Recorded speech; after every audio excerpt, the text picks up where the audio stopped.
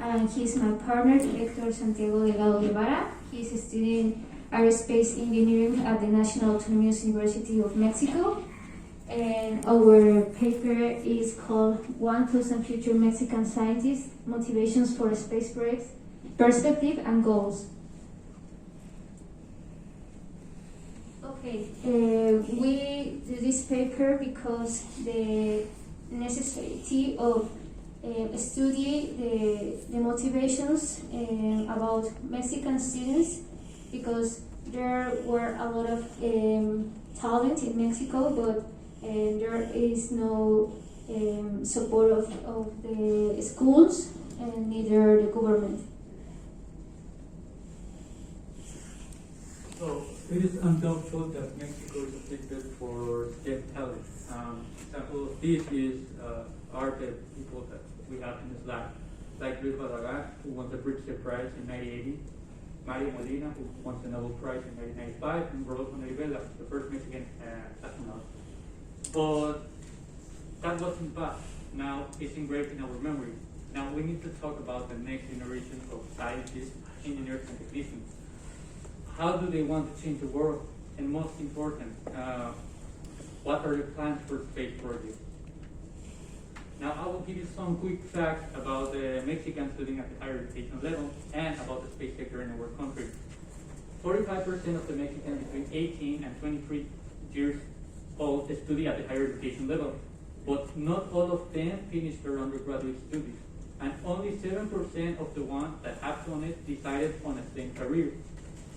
By 2020, the Mexican Federation of Aerospace Industry expected that the number of professionals working in the aerospace sector will be around 110,000 persons. But it's important to remark that Mexico has talent since very early ages. We have very talented children who have incredible results in different STEM science fairs, congresses, and contests. But what happens when those children get into college? And if they have some plans for the first phase? When those children think in space, the first thing that comes to their mind is becoming an astronaut. But unfortunately, our country doesn't have enough figures to inspire them. We only have a couple of astronauts, but we hope that in the future we will have more of them too. So the papers that have been done before around this subject emphasize the importance of including more Mexican children on STEM careers so they can introduce Mexico into the next industrial revolution. But none of them talk about their path during their undergraduate studies, and they don't talk about what they want in space subjects. So the aim of our investigation was to identify the factors that affect STEM career students when they get into college, as well to know their motivations, goals, and perspective for a space project. So once the factors were identified, proposals could be made to first increase the number of undergraduate students that finish their STEM career, and then increase the number of Mexicans working on this career, and that includes the aerospace sector.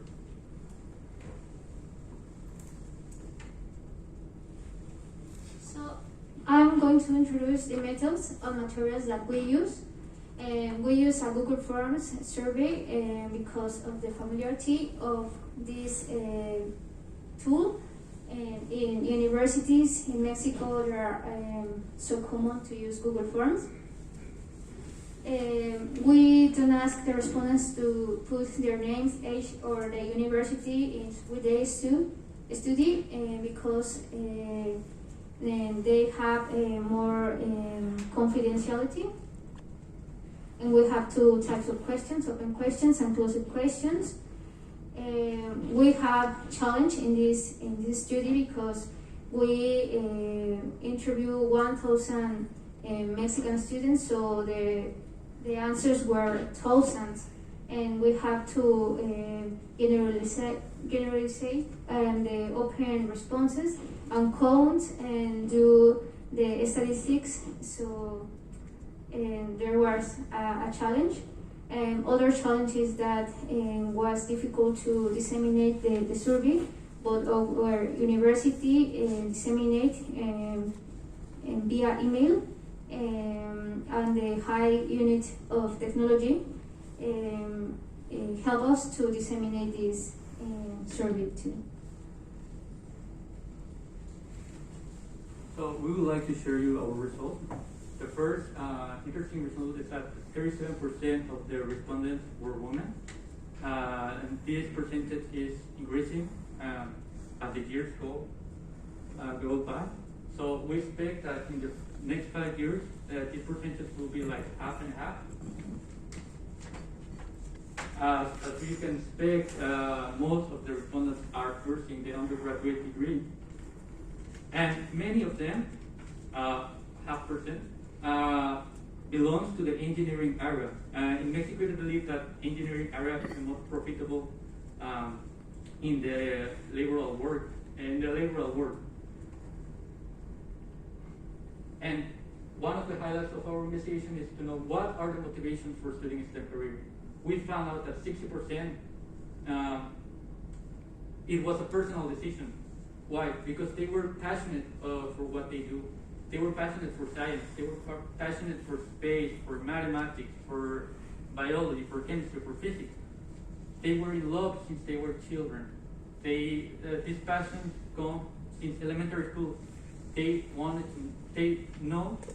knew since they were kids that they want to become scientists or engineers. Other aspects that were involved in their decision was like extrafamiliar or intrafamiliar influence. We asked them too what were their favorite STEM activities, and many of them enjoy watching YouTube channels from STEM and attending to STEM talks, as well as to STEM contests. But when asking really if they have attended national or international STEM Congress, 85% they haven't. And it is important because in congresses, people gather and they share their ideas. So it is important to us as undergraduate students to attend these congresses so we can get in touch with the people who will be working with us in the future.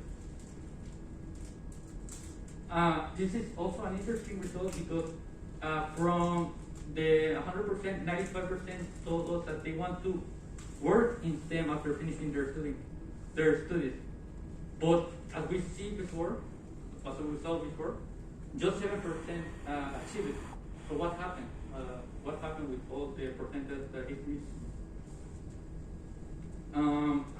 67% of the students feel demotivated at least once at their career, at their academic life.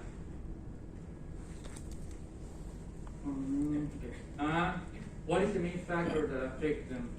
Mainly the environment, the academic environment. Many of the students told us that the teachers didn't motivate them because some of them, since the first day of school, told them just a few of you are going to be able to finish the subject, to graduate or to get a job, and that makes us feel like, why are we doing this? Why are we doing this if when I finish the school I won't have a job? So it is hard for us to assimilate this, and this considerable affect the way we develop our students in the university. Other important result is that 69% of the students want visualize them to someone who has left a mark on STEM, but 11% don't feel able to leave a mark on STEM, and it's so sad because we have to believe in ourselves. The motivations for keep studying a STEM career and when they are studying a career is the main motivations are curiosity, passionate for learning, and collaborate with projects, research interesting topic. Graduate is not really a motivation for they. A lot of students in Mexico don't want to graduate, only want to learn and for satisfy their curiosity.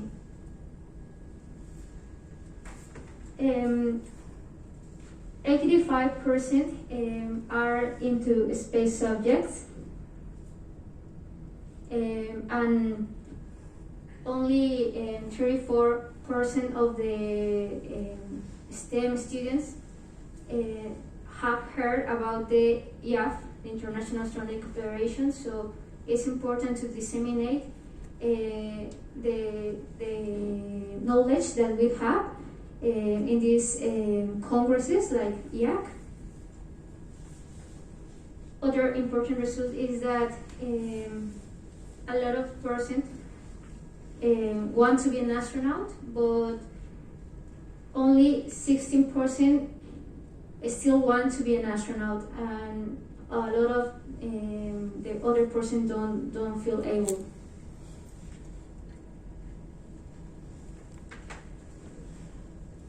Just 8% of the respondents have been involved in any aerospace project, and many of these aerospace projects are mainly from dissemination. It's not like developing technology, really.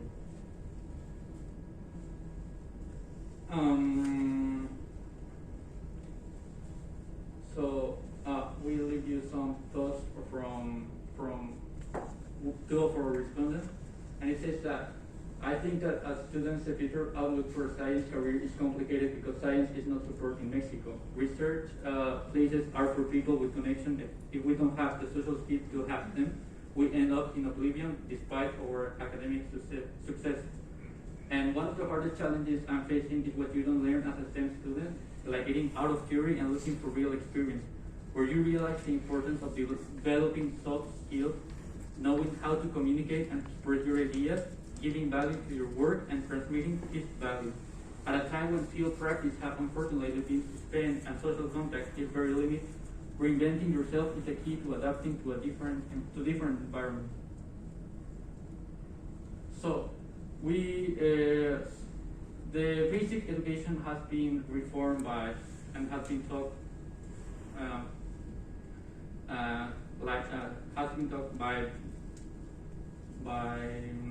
Piaget and Vygotsky, but we need to start to reform the way that teaching is in universities. As we saw in the graphics, an important factor that affects the students is the academic environment in which they develop their studies. So we need to encourage all the protagonists of the academic life to keep motivating those students. That includes teachers, directors, and even our classmates. And we also need to start joining those little groups that are developing aerospace technology together, so they can keep joining, so they can call other people, and they can be more bigger club from people who is developing those technologies.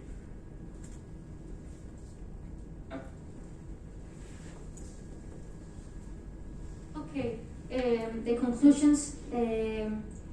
It's a difficult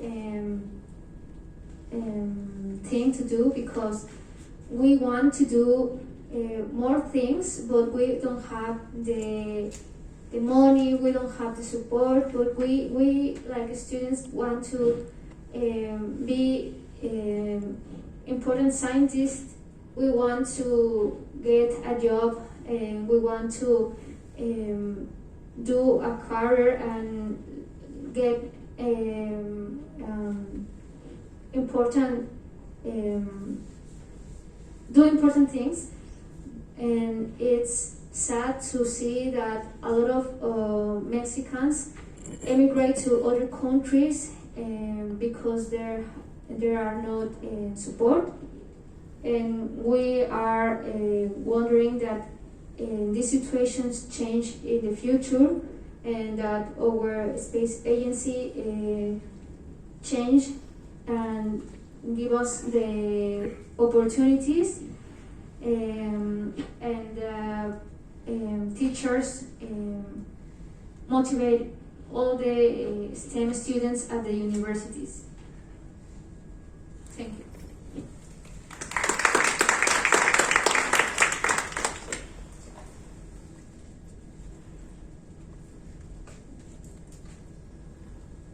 Thank you for the presentation. Unfortunately, we are a little bit behind the schedule, so we don't have time for the questions, but if you have any question, please ask them after the session. And the next presentation is from Professor